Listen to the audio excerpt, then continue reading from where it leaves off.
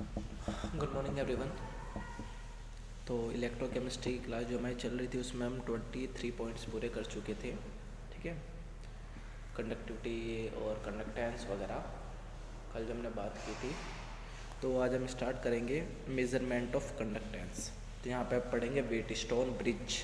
ठीक है, तो स्टार्ट करते हैं। As we know K equals to 1/r into L upon me. कल हमने पढ़ा था ये। यहाँ पे हमने K equals to G into L upon A कर लिया था, क्योंकि 1/r इक्वल होता है जी के। The value of K could be known if we measure L comma A comma and R. The value of the resistance of the solution R between two parallel electrode is determined by using Wheatstone bridge method. ये आपको इसमें नीचे इसने Wheatstone दिखाया हुआ है। ठीक है, पैरेलल कंडीशन है, बीच में डिटेक्टर है और आपके पास कंडक्टिविटी कोइल है R1 R2 R3 and R4, जिसे व्हीटस्टोन ब्रिज हम बोलते हैं। It consist of two fixed resistant R3 and R4, a variable resistant R1 and the conductivity cell having the unknown resistant R2. The bridge is balanced when no current pass through the detector under these conditions. R1 upon R2 बराबर R3 upon में R4 और R2 बराबर R1 R4 upon में R3। तो आप formula खुद से find out कर लेंगे। ठीक है, फिर आपका molar conductivity.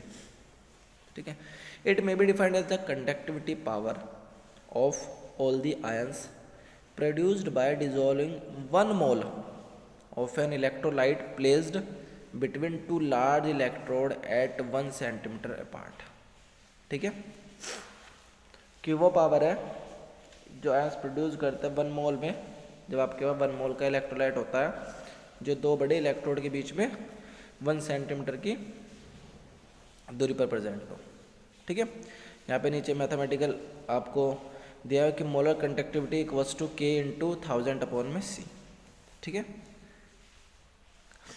where V is the volume of the solution in centimeter cube containing 1 mole of electrolyte and C is the molar concentration। ये तो आपने फिजिक्स में भी पढ़ा हुआ है ऑलरेडी, आपने ये सब चीज़ें पढ़ी हुई हैं। तो यूनिट क्या बनी है? S कल किसकी यूनिट थी?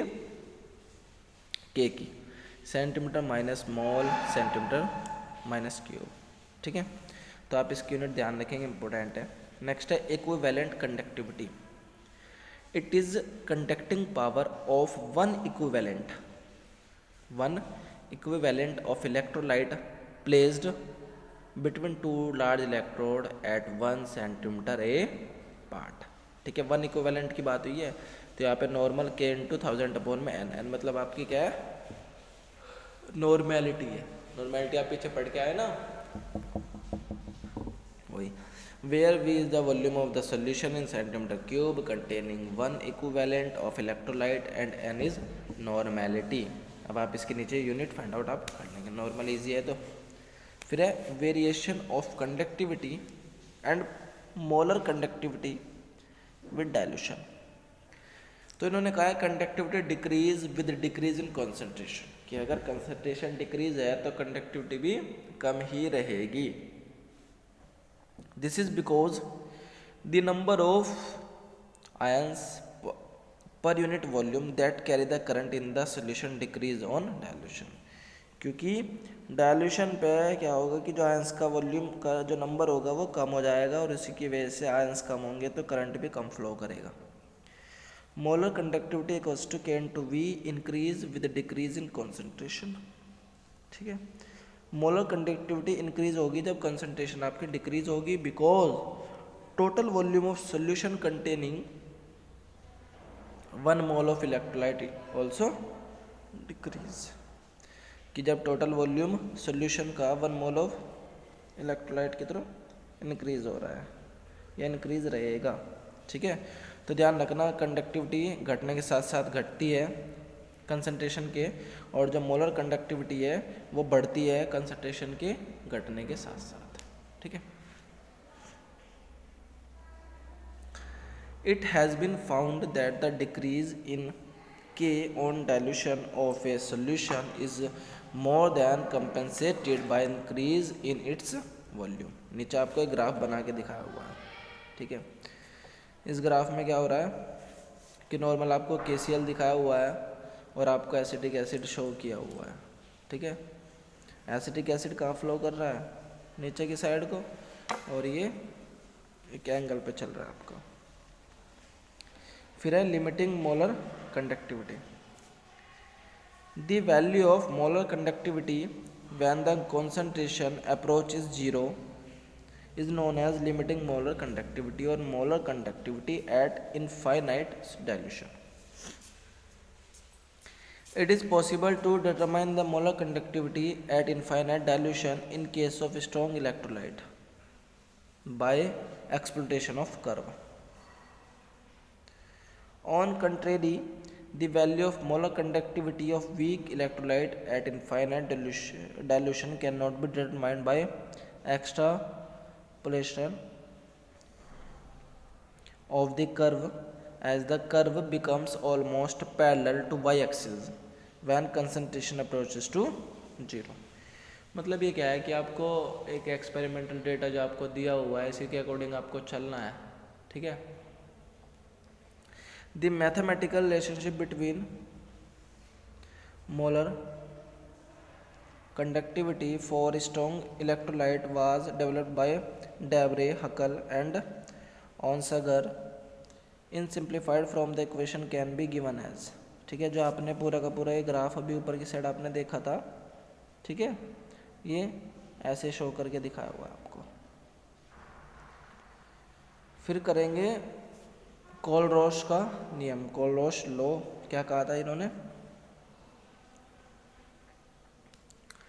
कि it states that the limiting molar conductivity of an electrolyte can be represented as the sum of individual contribution of the anion and cations.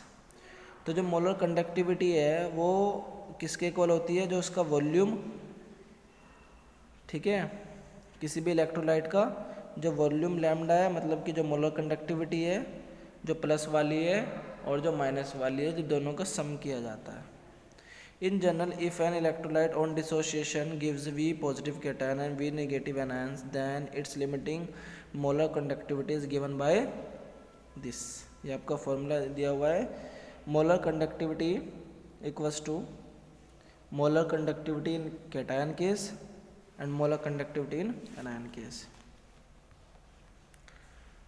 Next आपको here lambda H positive lambda H negative are the limiting molar conductivities of cation and anions respectively.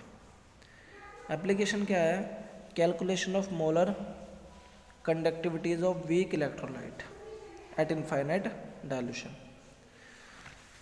तो example के तौर पे क्या है कि molar conductivity of acetic acid eight infinite dilution can be obtained from the knowledge of molar conductivities eight infinite dilution of strong electrolyte, जैसे HCl, sodium acetate, CH3COO and NaCl।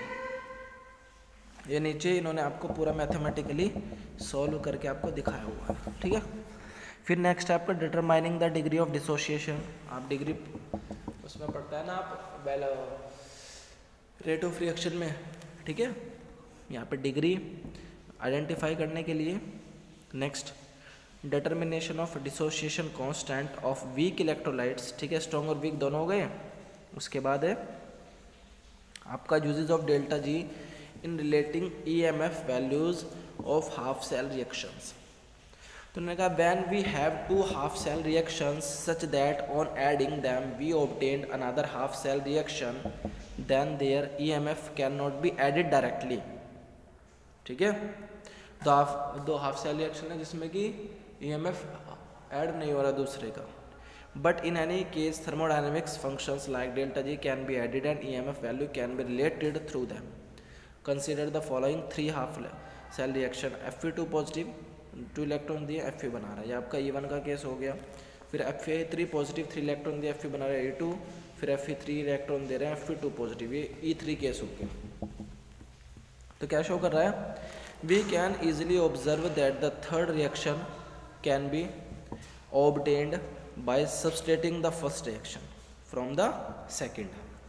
but the same relation does not apply on the EMF values. That is, E naught equals to E3 is not equals to E2 minus E1, but the delta G value can be related according to the reaction. तो delta G equals to delta G2 minus G1, यहाँ पे आपको फिर पूरा का पूरा solve करके दिखाया होगा। ठीक है, ये कह रहा है कि जरूरी नहीं है कि वो थर्ड वाला केस भी पहले सेकंड वाले के इक्वल होगा। फिर नीचे आपको सारे इस चैप्टर के आपको फॉर्मूलाज दिए हुए हैं, ये फॉर्मूलाज आप देख लेना। ठीक है, और ये आपकी पोटेंशियल वाली पूरी सीरीज है इलेक्ट्रोकेमिकल ऑर्डर जो है आपका। ठीक है, तो आज के लिए इतने, थैंक यू सो मच।